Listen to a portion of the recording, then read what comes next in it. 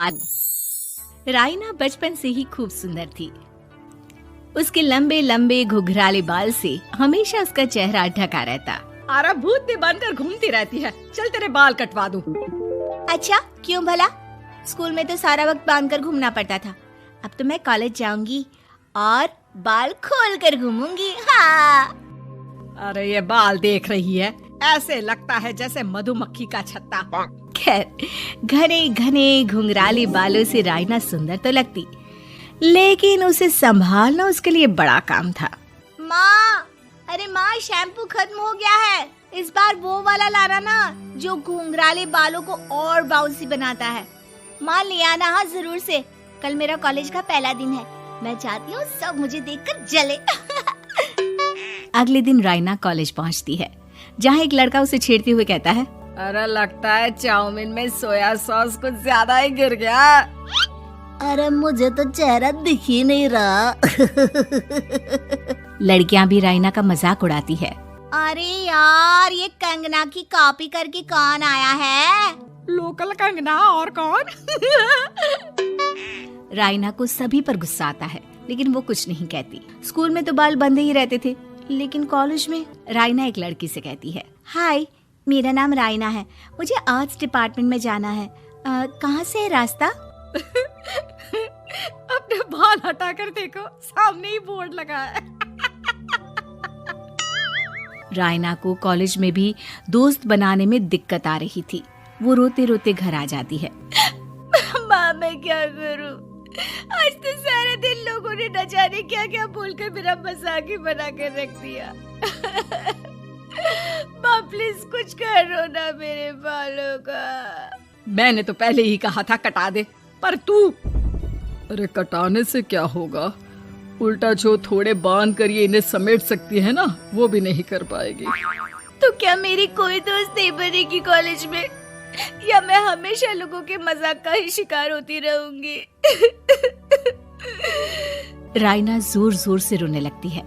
तभी उसका छोटा भाई आ जाता है और राइना के बालों के बीच एक पेंसिल छुपा देता है।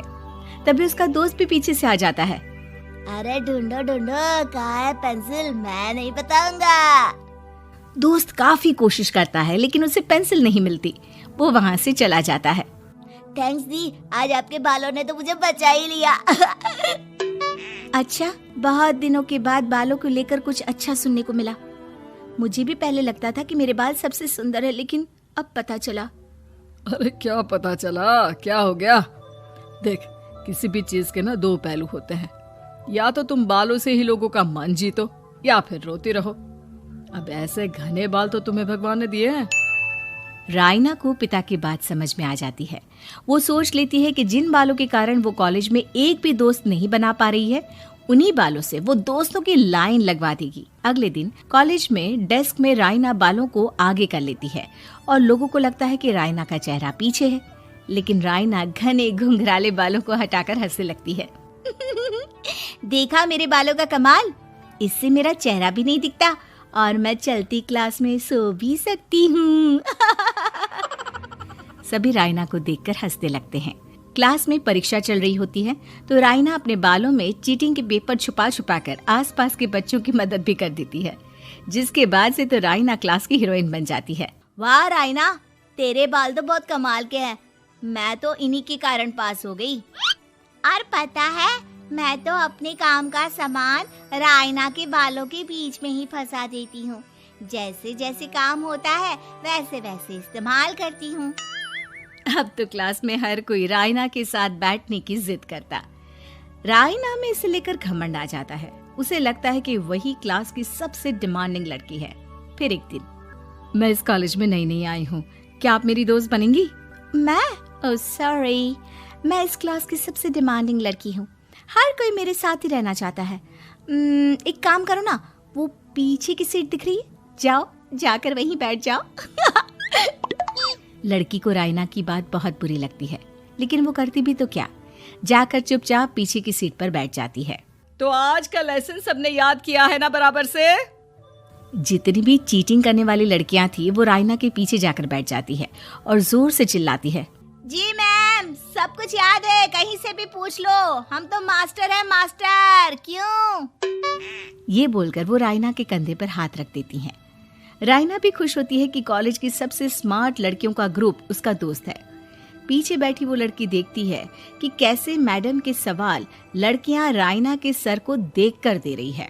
शाबाश, मुझे खुशी है कि तुम लोग इतनी अच्छी पढ़ाई करने लगी हो। मैं प्रिंसिपल से कहकर तुम लोगों की स्कॉलरशिप की बात करूंगी, जिससे तुम लोगों के माता पिता का पैसा जो फीस में लग रहा है वो बच जाए।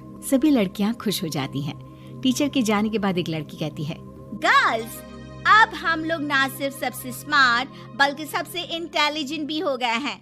इसी बात पर आने वाले संडे को मेरे घर पर पार्टी, सबको आना है, ओके? सभी लड़कियां पार्टी के लिए एक्साइटेड हो जाती हैं। रायना भी। माँ, मेरे कॉलेज की सबसे स्मार्ट लड़की ने पार्टी रखी है संडे को। मैं भी वहाँ सबसे अच्छी दिखना चाहती हूँ, लेकिन ये बाल। घुंघराले बालों का तो कर भी क्या सकती है। तभी उन लोगों की नजर पार्लर के एक इश्तिहार पर पड़ती है जो 3000 रुपए में बाल स्ट्रेट कर रहा था। माँ, मुझे पैसे देना, मैं बाल सीधे करवा कर आती हूँ। संडे को पार्टी में सबसे अच्छी लगूंगी। बस फिर क्या था, अपने घुंघराले बालों को रायना पार्लर जाकर स्ट्रेट यानी कि सीधा करवा लेती है। और फिर पार्टी वाले दिन, हाय गर्ल्स, कैसी लग रही हूँ मैं? ओह नो, शिट, ये क्या करवा लिया बालों का हाल? और जिसके घर पार्टी थी वो लड़की, अरे ये क्या करवा लिया? तुम्हें मालूम नहीं है, जिस बालों में चीटिंग रखकर हम लोग टीचर के अगर इम्प्रेशन जमाते थे, उन बालों को तुमने। अरे हमें तो स्कॉलरशिप भी मिलने वाला था, अब तुमने बाल सीधे करवा लिए। अब तुम हम लोगों के लिए किसी काम की नहीं हो। अरे लेकिन